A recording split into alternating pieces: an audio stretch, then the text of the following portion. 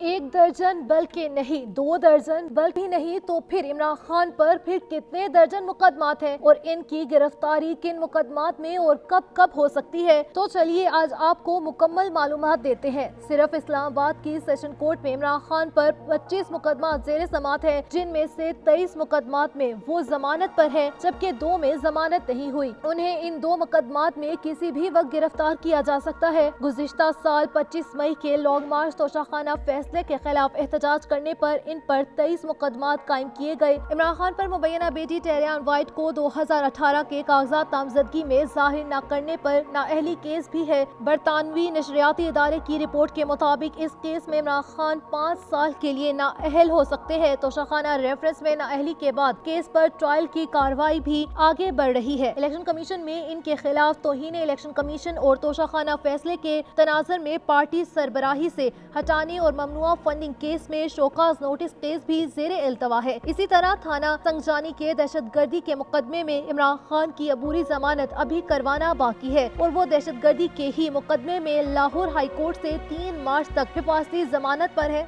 जमानत कैंसिल होने पर भी उन्हें गिरफ्तार किया जा सकता है। इमरान खान पर इस्लामाबाद, लाहौर और इलेक्शन कमीशन में टोटल 36 से ज्यादा केसेस ज़ेरे इल्तवा है।